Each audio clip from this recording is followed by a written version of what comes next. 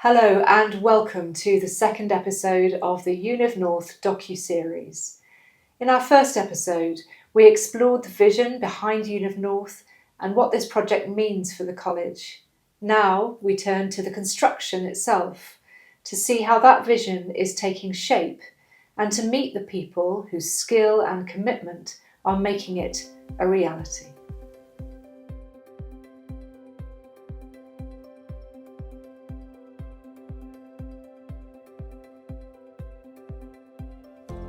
Univ North is now home to 3 striking and recently completed buildings full of students. They reflect careful planning and the coming together of a long-term vision for how students will live at Univ for years to come. At the heart of delivering the project has been SDC's execution of the master plan design. We asked Managing Director Adam Knaggs what first attracted SDC to take on a project as varied and ambitious as Univ North. I think there was two main reasons. One was the challenge of the project. So when we first got the tender inquiry for it, we could see that it was going to be a difficult project, but also a very prestigious project at the end. So that was a big factor in our decision-making process to go for it. We do a lot of work for colleges generally, so we're keen to enhance our position in the Oxford market. And we saw this as a bit of a gateway project in a way to sort of open ourselves up to the colleges and the university work in the Oxford area. I think the other big element that was a big factor for us as well was when we met the team, particularly Andrew Grant from the college and Richard Todd from Bidwell's. We knew that they were people that we could work with and that would listen to us and take our ideas and thoughts on board, and that's always a big factor for us on projects such as this. Ensuring safety and quality across multiple buildings required consistency and care. Adam shares how the team maintained those standards throughout construction. So managing quality and safety on site, really the basis for that is the same. Most of it is in the pre-planning and the strategies that you employ for the site to make sure that you give the people working on the project, the operatives, the site managers, the best chance to be able to do their job properly. So right from the start, we actually changed the whole construction sequence from what was being requested in the tender. Originally, the buildings at the front of the site were meant to go first, with the water courts coming last. We flipped that over because we recognised that if we did that, worked our way out of the site, if you like, it would be a lot easier and a lot safer to manage. And then from a quality point of view, the key really is in the design management, particularly with buildings like this that are very intricate and detailed. If you get the design wrong, it's almost impossible to get the quality right. Whereas if you put the effort and time into managing the quality of the design, then again making the install on site a lot easier. So that's where most of our focus was, certainly at the start of the project. And then from a delivery point of view, it's just making sure you've got the right people working on the project, whether that's our site managers, our foremen, the subcontractors, whoever is involved in the day-to-day, making sure they're people that are motivated, that care about doing the right thing and are well managed. And that's how we go about making sure that it's delivered safely and to a high quality standard. Now that these first buildings have been delivered, how do they reflect SDC's approach and values in practice?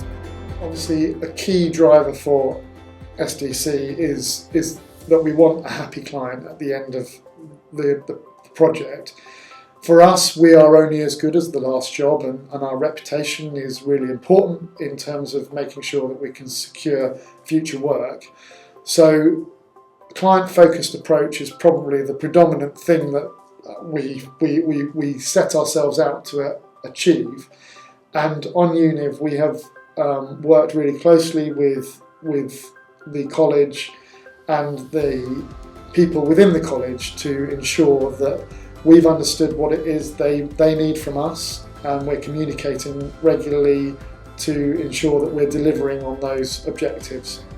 And again, I think we can see now that with the handed over buildings and the occupation of those and the really positive feedback that we're getting both from the students and the college representatives as to how those buildings have been warmly received, is really encouraging and positive for us, because it's ultimately then fulfilling our principal objective, which is customer satisfaction. I think the thing that I'm most proud of with the projects now they're nearing completion is the quality, and particularly of the facades, the brickwork, the detailing around the roofs.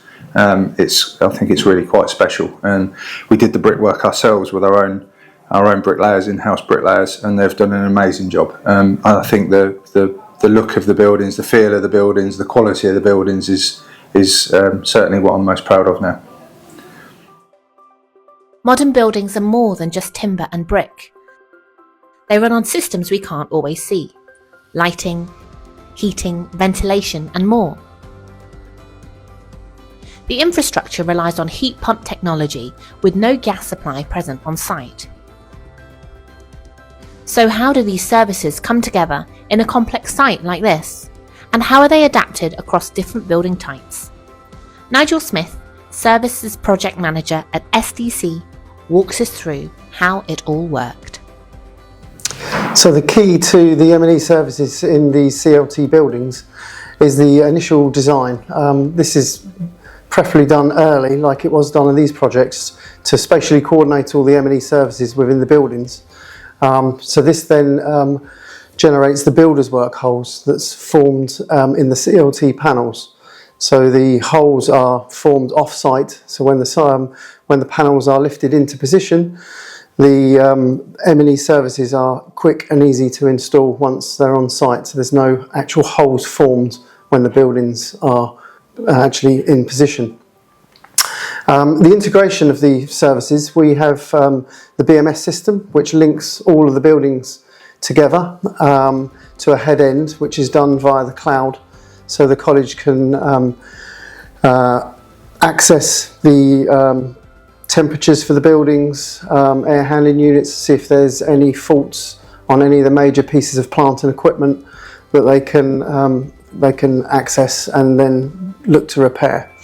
Also you have the fire alarm, the disabled refuge system, which is all linked across the buildings back to the porter's lodge.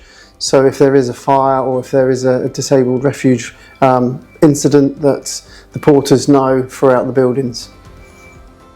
The Univ North project used a self-delivery model where SDC directly managed installations and coordination. That approach influenced the way services were installed and commissioned across the site. So we delivered this project with self-delivery. So this means that we employ all of the separate subcontractors to carry out the works. This is different to a traditional where we would employ one large M&E contractor to carry out all the works. By doing this gives us more focus on the supply chain in the local area, and we get a better understanding of how they can deliver the projects rather than using a main contractor. This also is the same with the commissioning of the services, so we've got more control over the commissioning, the process, because we input into that throughout the whole process of the install, design and the commissioning. With sustainability as a guiding principle throughout the project, various sustainable technologies have been implemented in the nursery and residential buildings.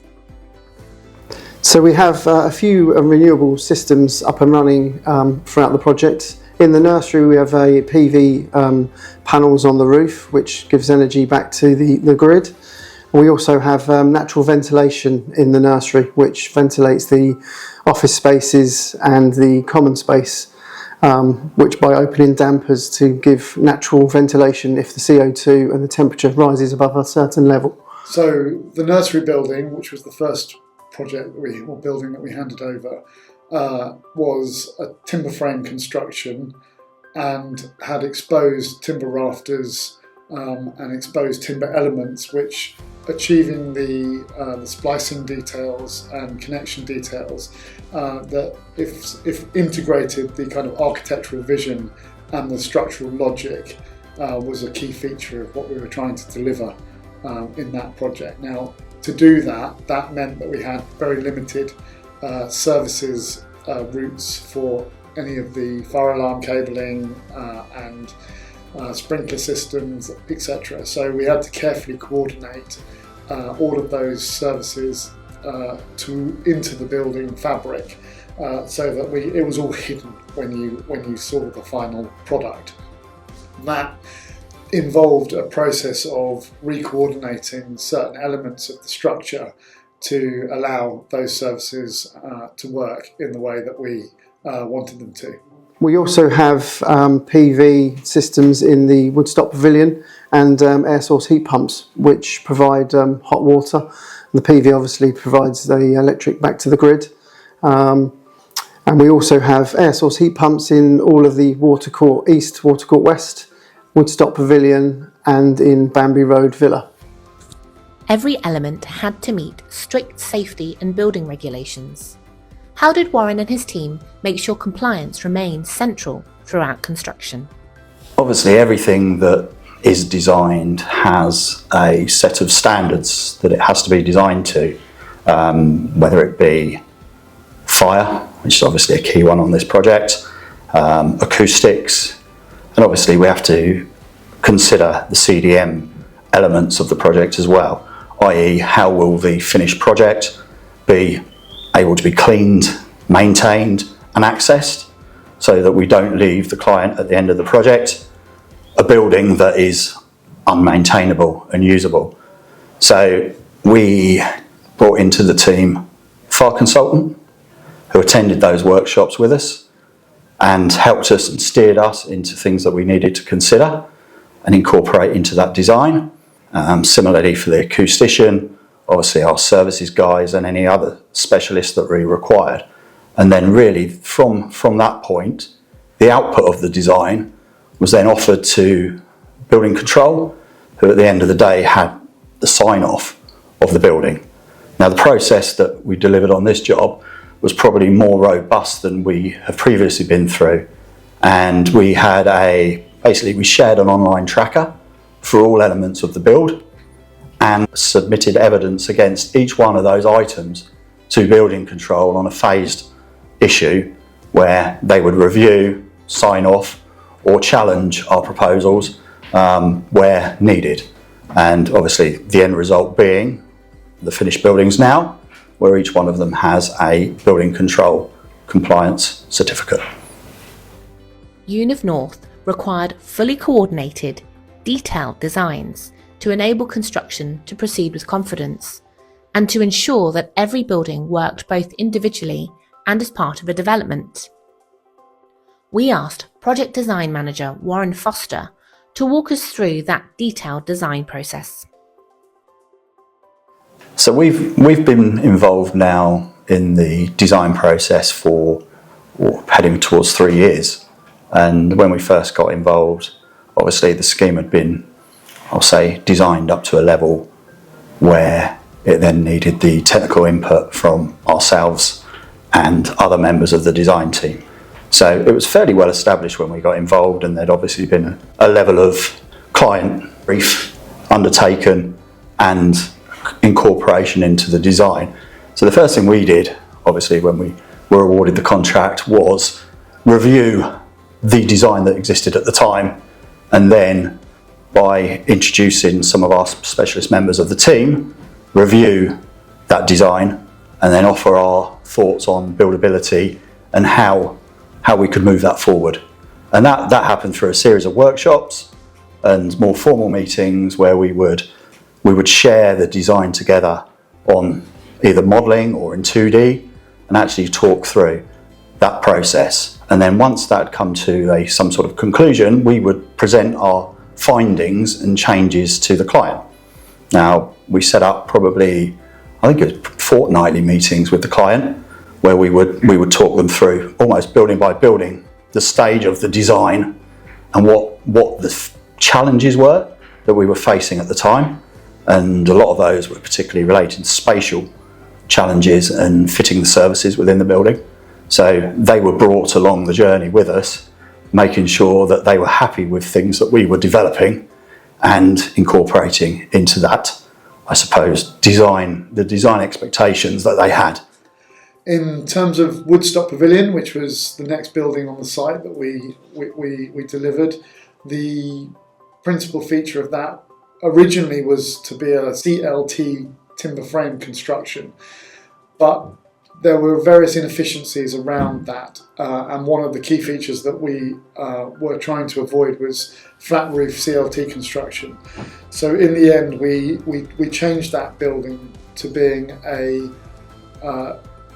low carbon blockwork construction with TGI joists, which engineered joists, which then had board over the top.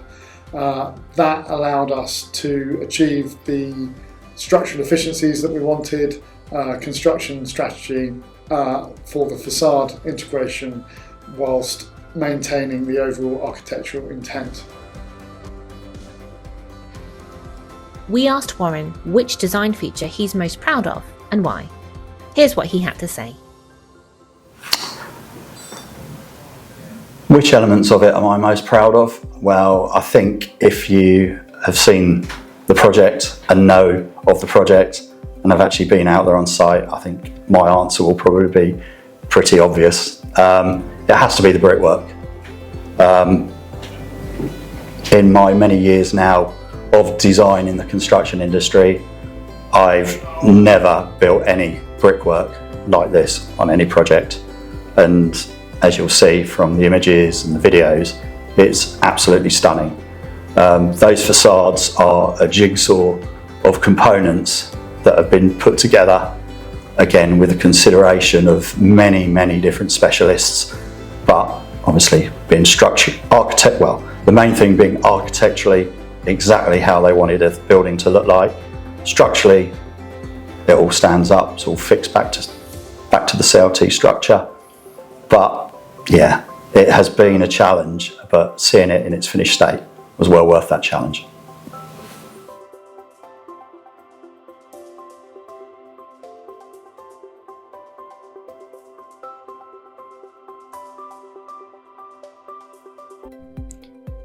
The task of overseeing a development of this scale takes leadership, precision, and patience, and there were a number of major construction milestones. So, a project of the scale and nature of Univ has multifaceted stakeholders, all with differing expectations from the project, and our job as the main contractor is to try and understand, first of all of those constraints, requirements for the project, and to try and find a way through the planning of the project to integrate all of those things into a successful delivery strategy. Now, things like the consultants and how we manage those players in the piece is to try and really get to understand what's motivating them, what's motivating the project in terms of what they're trying to get from it, and then work with our own people and the supply chain to ensure that we've got the best fit solution coming from the market to be able to deliver the vision that they have.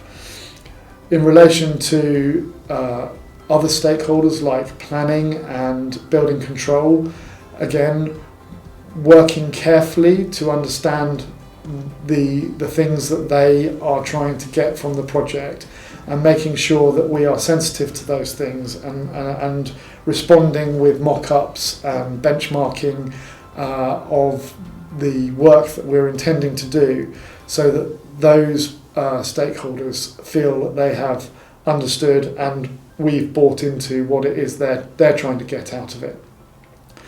In relation to neighbours and our surrounding communities that are impacted by our works, we have worked really hard on Univ, as we do on all of our projects, to make sure that they're engaged on a regular basis, that they're kept abreast of all of the work that's happening, the potential impact that work could have on their daily lives, and also find ways to positively impact on the community with things like litter picking and the sleep out for the homeless, all of those sorts of things that we've done through the course of the project are trying to give something back from the contractor and from the project towards the local community.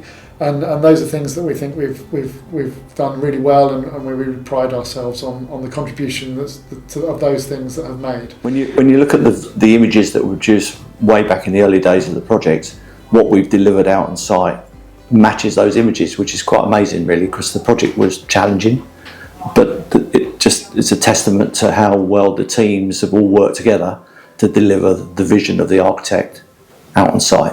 So generally it has reflected, we have produced the buildings as expected.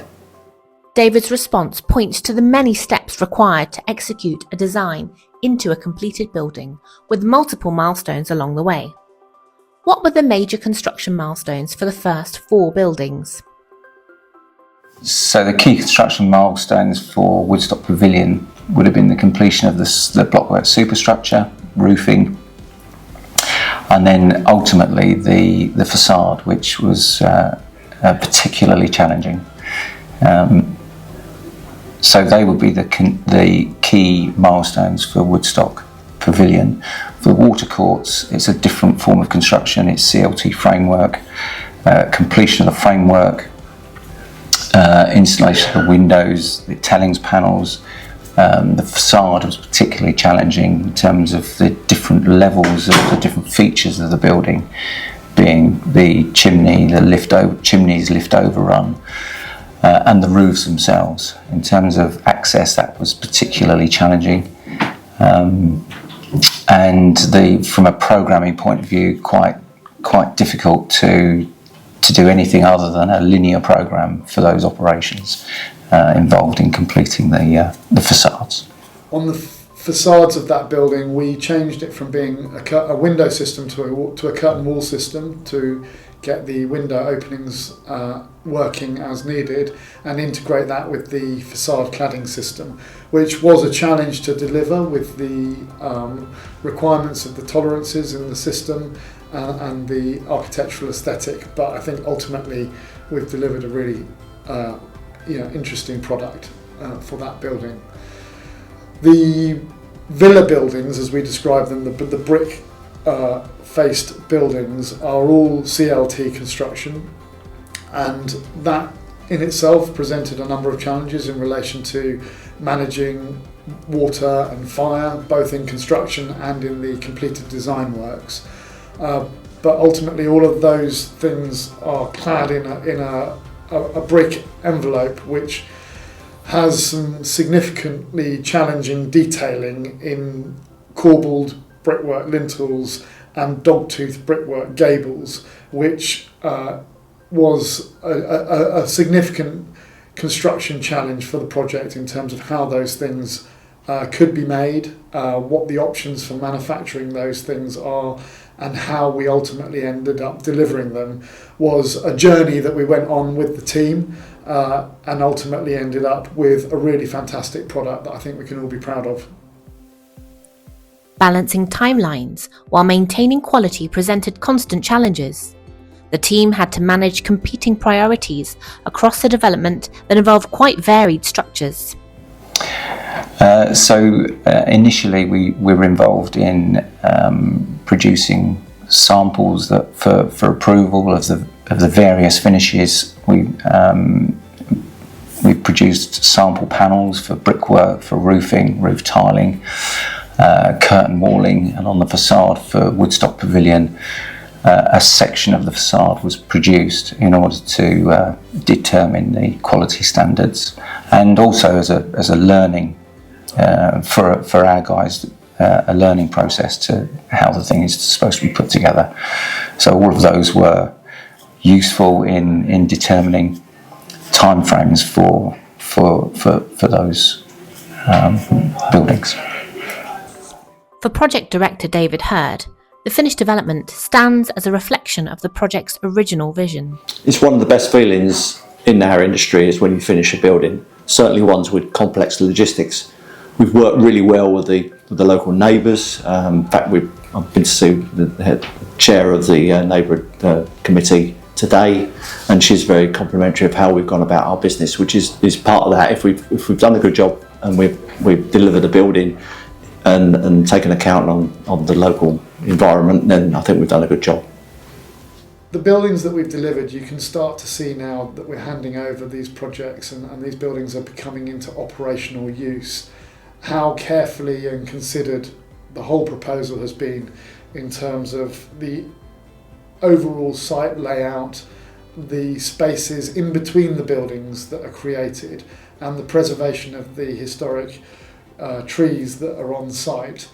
All of those careful architectural planning moves have ultimately led to a set of buildings that have immediately nestled into their surroundings as if they'd been there forever. And that creates an environment that is both welcoming and homely for the people that are going to be inhabiting that site. So we can see that this is going to be a really successful project from the perspective of the people that are going to be living and working there.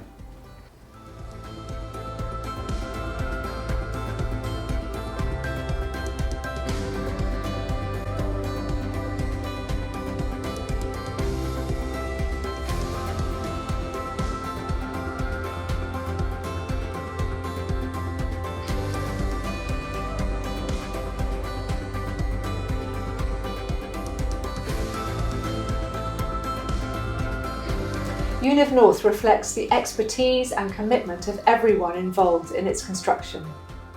We extend our thanks to SDC, whose skill and dedication have been central to bringing these buildings to life. For feedback and inquiries, please contact development@univ.ox.ac.uk. Thank you for watching.